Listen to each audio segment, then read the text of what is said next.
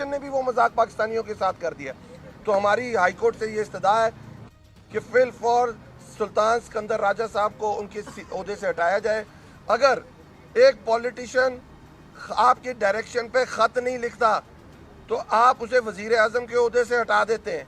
आज सबके ऊपर ये टेस्ट है कि आपकी डायरेक्शन पे जो कॉन्स्टिट्यूशनल रोल है इलेक्शन कमिश्नर का, अगर वो इलेक्शन नहीं कराता तो उसे भी अपनी सीट पे नहीं रहना चाहिए। सुबह उसके बाद आज सुबह एक साबका वज़ीर इस्लामाबाद से तकरीबन कोई पिछले 2 महीनों के बाद वो निकलते हैं और वो बात करते हैं और वो एक्ट बताना शुरू करते हैं कि किस तरीके से ये एक्ट बना। और ये एक्ट जो पाकिस्तान तहरीके इंसाफ अपने दौर में लेके आई, जिस तरह अली साहब ने बात की कि यही लोग आए इसी हाई कोर्ट में और हमारा वो एक्ट क्या था कि लोकल बॉडीज़ को एम्पावर करना और मेयर और डिप्टी मेयर्स का इलेक्शन डायरेक्ट होना चाहिए। तो उसके ऊपर यही लोग आए हाई कोर्ट के अंदर और इन्होंने उस एक्ट को ख़त्म करवाने की कोशिश की। फिर एक दफ़ा इलेक्शन के लिए बात होती है, दूसरी दफ़ा होती है और हर दफ़ा मुस्लिम लीग नून इस्लामाबाद हाई कोर्ट में आती है और यही कहती है कि ये इलेक्शन ना हो। और वो लोग जो अपने हलकों में नहीं जा सकते, जिन्होंने इस्लामाबाद के अंदर कुछ किया नहीं, और जब पिछला 2015 में ये एक्ट मुस्लिम लीग नून लेके आई और उस वक्त जो बल्दियाती इलेक्शन हुए 2015 के 50 यूनियन कौंसलों पे ऊपर और एक इम्पोर्टेड मेयर इस्लामाबाद के ऊपर मुसल्लत किया गया और यही मिनिस्टर साहब की उनके साथ लड़ाई चली और 4 साल इस्लामाबाद कचरे का ढेर बन गया और इस्लामाबाद में कोई डेवलपमेंट का काम, बल्कि जो हमारा CDA का एक डिपार्टमेंट है वहाँ पे इनके पास तनख्वाहें देने के लिए पैसे नहीं थी। और जब पाकिस्तान तहरीके इंसाफ की गवर्नमेंट आई, हमने उनको बुलाया, उन मेयर साहब को हमने उनसे कहा कि आएँ हमारे साथ बैठें, मिल के काम करें और इस इस्लामाबाद शहर की बेहतरी के लिए काम करें। लेकिन वो इस्लामाबाद की बेहतरी के लिए काम नहीं कर सके, वो यहाँ से इस्तीफ़ा दे के भाग गए। और आज इस्लामाबाद के लोग, जिस तरीके से आप सारे मीडिया ने कवर किया कि कोई ऐसा पोलिंग स्टेशन नहीं है जहाँ पे हमारा कैंप ना लगा हो, जहाँ पे लोग लाइनें लगा के ना खड़ी हों। और आज पाकिस्तान का इदारा जो इलेक्शन कमीशन है, ये उसके लिए शर्म का मकाम है कि लोग पर्चियाँ उठाए हुए वोट देने के लिए खड़े हैं लेकिन आगे अमला नहीं है। अगर इलेक्शन कमीशन 24 घंटों के अंदर अपना अमला नहीं वहाँ पे भेज सकता पोलिंग स्टेशंस के ऊपर, वो अपना सामान जो मुख्तलिफ जो नज़दीक के सेंटर्स थे वहाँ पे पड़ा हुआ था, लेकिन ये सारी चीज़ें वो कर सकते थे। लेकिन आज इस्लामाबाद के लोगों का हक एक दफ़ा दोबारा ख़त्म किया गया और पाकिस्तान के अंदर एक नई तारीख रकम की गई कि लोग वोट देने के लिए खड़े हैं लेकिन आगे पोलिंग स्टेशंस के दरवाजे बंद किए गए। और ये मेरे ख्याल में पाकिस्तान में पहले कभी नहीं हुआ। और उस मौसूफ वज़ीर जो सुबह आके प्रेस कॉन्फ्रेंस करते हैं, वो इतने अरसे से गायब थे। आज सुबह वो सिर्फ इसलिए आए खुशी खुशी कि शायद ये इलेक्शन आज नहीं हो रहा, क्योंकि अवाम में तो ये लोग जा नहीं सकते, अवाम से ये लोग डर रहे हैं। आज अवाम ने, इस्लामाबाद की अवाम ने फैसला करना था, उन्होंने अपने जो वोट का इस्तेमाल करना था, लेकिन आज ये लोग भाग गए। इस्लामाबाद की पिछले 3.25 साल के अंदर पाकिस्तान तहरीके इंसाफ ने डेवलपमेंट की, पाकिस्तान तहरीके इंसाफ ने यहाँ के जो रेजिडेंट्स हैं उनको जॉब कोटा दिलवाया, CDA को स्ट्रेंथन किया, सेक्टोरल एरिया के अंदर डेवलपमेंट हुई, देहातों के अंदर डेवलपमेंट हुई, हर प्रोजेक्ट के ऊपर काम हुआ। लेकिन आज मौसूफ वज़ीर साहब बड़े खुशी खुशी बाहर आते हैं और अपनी नौकरी पक्की करते हैं और जाके फवाद चौधरी साहब को मशवरे देते हैं। हम उनको ये मशवरा देते हैं कि बाहर तो निकलो, लोगों में तो आओ।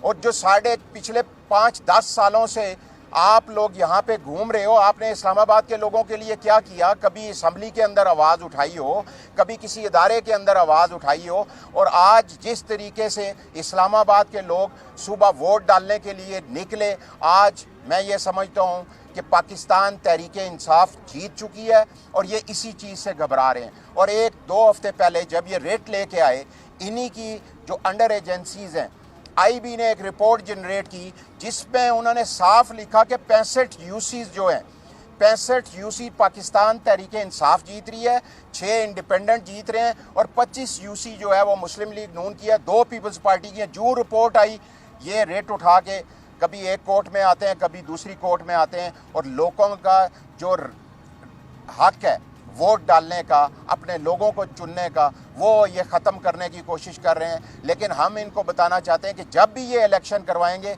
ये लोग इंशाल्लाह अपनी इस महंगाई का बदला लेंगे, अपनी महरूमियों का बदला लेंगे और इनसे दोबारा जब भी इलेक्शन होंगे इंशाल्लाह ये इसी तरह इलेक्शन से भागेंगे।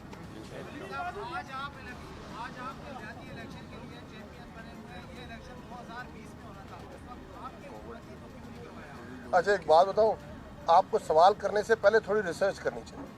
अगर आपको बताऊं क्यों मैं और खुर्रम उस वक्त लोकल गवर्नमेंट में चेयरमैन इलेक्ट हुए थे, हम 2016 में हुए थे। मैं बताता जा रहा हूं भाई, सुना यार, सवाल कर लिया, जवाब तो ले लो यार। ये 2021 फरवरी में ख़त्म हुए थे, 2020 में ख़त्म नहीं हुए थे।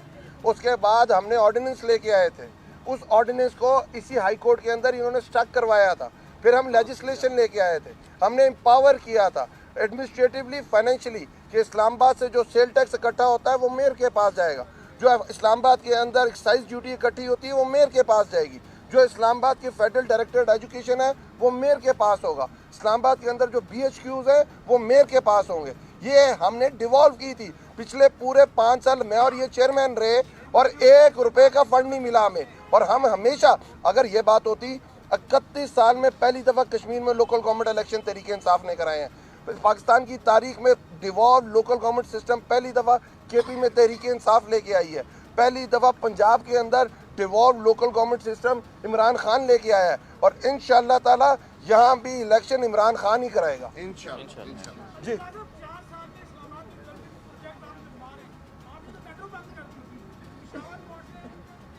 फिर मैं ये कह रहा हूँ, अच्छा तो ठीक है, मैं आपको थोड़ा ध्यान से सुनना, ठीक है, हौसला रख के।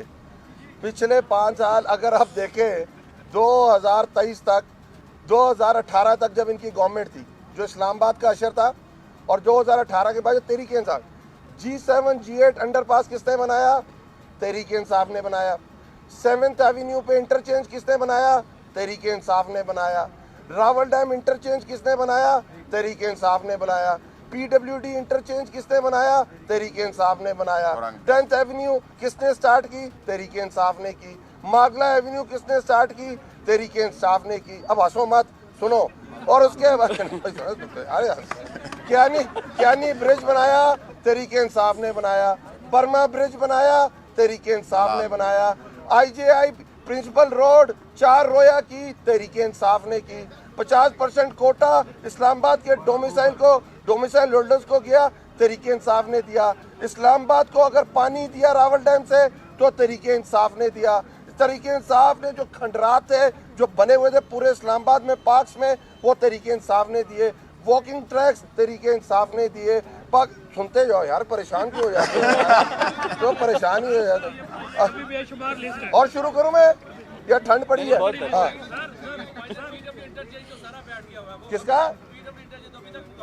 फिर ये गलत बात है यार। PWD इंटरचेंज बन चुका है, लोग जा रहे हैं उससे पीछे उसको 4 रोज कर रहे हैं। अगर बैठ गया है तो उसके ऊपर इंक्वायरी कॉल होनी चाहिए, और जिस डिपार्टमेंट ने बनाया है उसको अंदर, तो क्यों नहीं करते? करें ना। आप घड़ी पे रुक जाते हैं, घड़ी से आगे जाते नहीं है। जब से लाहौर हाई कोर्ट ने कहा कि तोशा खाना का सारा रिकॉर्ड ले आओ, तो उस दिन से घड़ी चलना ही बंद हो गई है।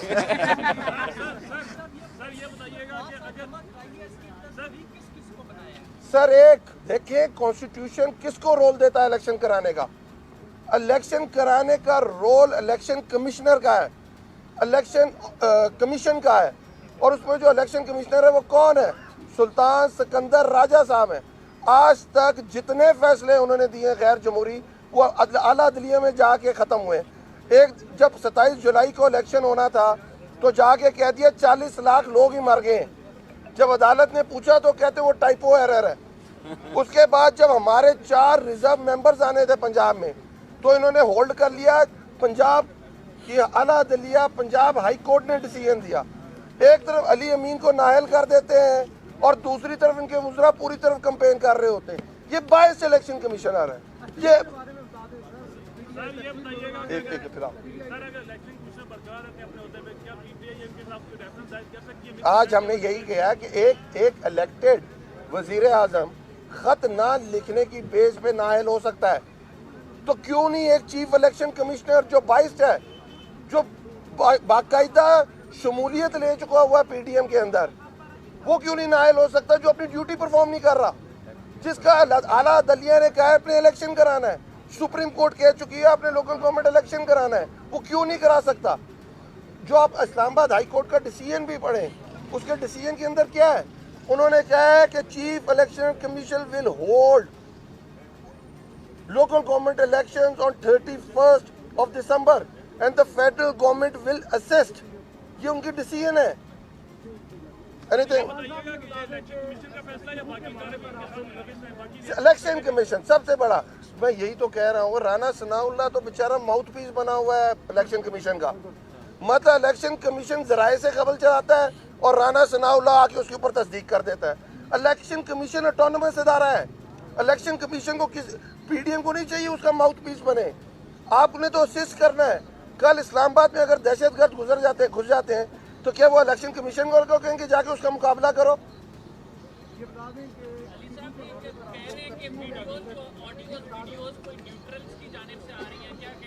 न्यूट्रल्स की आनी शुरू हो गई हैं, ये आप कह रहे हैं, मुझे तो नहीं समझ आएगा। नहीं, क्या न्यूट्रल्स की आने लग गई हैं? यार मैं तो यही परेशान हूँ, सबकी आती न्यूट्रल्स की नहीं आती।